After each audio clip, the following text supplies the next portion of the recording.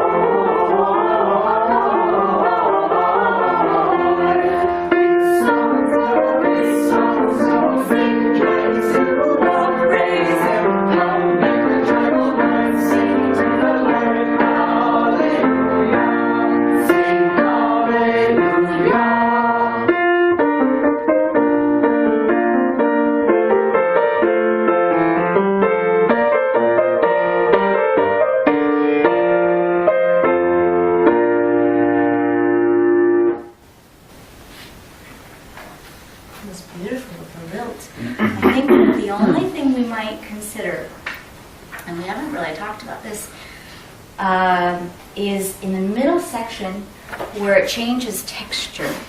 And partly the texture does it for us, but we could think about just coming down a little bit softer in So you're dynamic. trying to draw us again, like horses going, Well, you going know, straight. we didn't verbally talk about that before, so I'm glad you Yes, it noticed is. it. It's slightly softer. So, good, okay. It does. Well, we're going to enforce that. We'll put that into play here.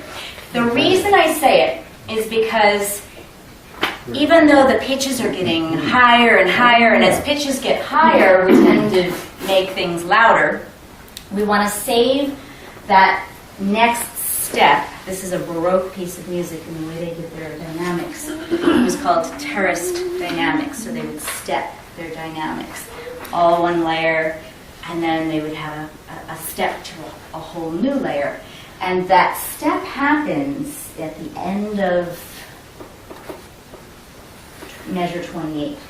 When the middle section is over and we return to with songs of Yeah. that is back to forte. And And the previous three are mezzo forte. although it starts out 14. So the mezzo forte, his praises the lyre and the trumpet employ on the bottom of page 4. It reiterates mezzo forte. for the floods clap their hands. And we were talking about big things. So it seems like it wants to pour out louder. And then the seas with their roaring, it feels like that should really get louder, but we're just going to let the music do it. So you don't need to push at all on any of this stuff. He has done it by thinning the texture. There's only one voice part at a time. He's helped with the terrace dynamics, getting it louder because both voice parts come in when it comes to forte. But I think if we're thinking it as well and planning for a step up with songs, like that's our new level, it's going to be clearer. Can we start with his praises? That's the bottom of page 4.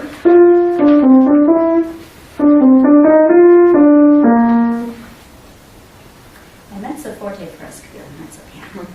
It's not a little softer. His praises to the Lamb, the trumpet employed. Nice. The flutes clap their hands and the hills sing for joy. The seas with their roaring sing praise to His name. With songs or with songs or praise, that's a big improvement. Good. So that one spot where we're quieter in the middle, and then we open up again. And the only other dynamic change is at the end, come make a joyful noise, where we switch. High parts are singing low, and low parts are singing high. And that kind of does this fortissimo for us as well. Genius in writing.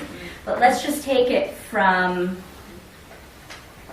the melismatic passage, the last melismatic passage. We can talk to you a little bit about this one too.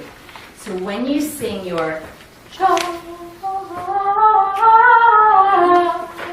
let that long note be a springboard. So you jump off that springboard, and then you're quieter, and you let it come off.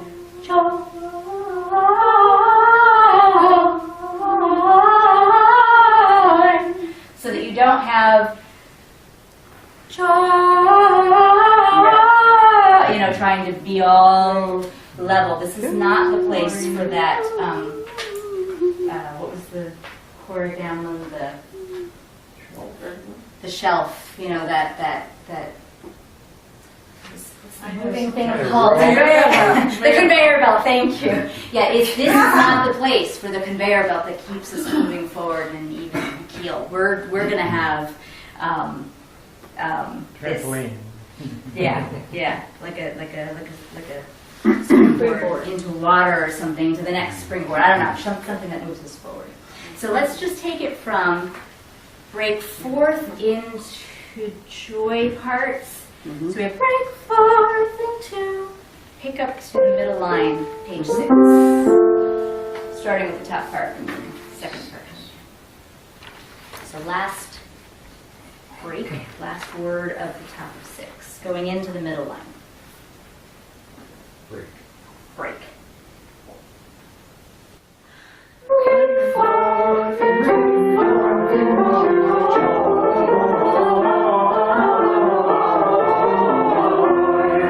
Did that feel easier? Yes.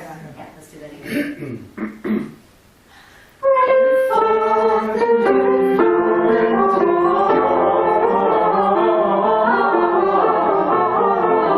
Great. Now, bottom part, you can make even a bigger crescendo because you have your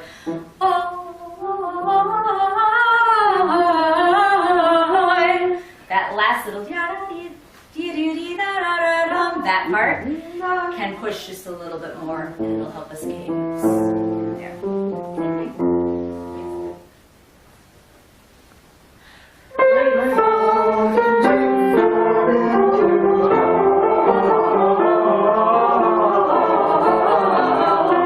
Beautiful.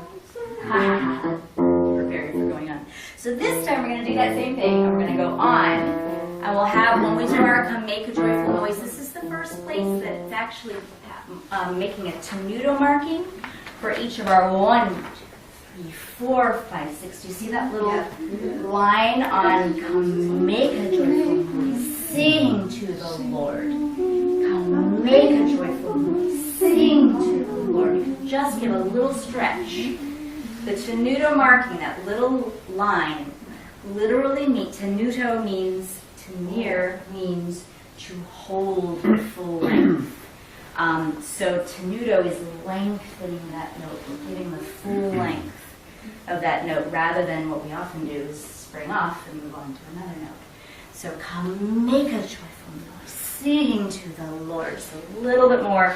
That's going to help with our fortissimo. It's not pushing out on the voice, it's just thickening it up. Same thing, break fourth. Beautiful.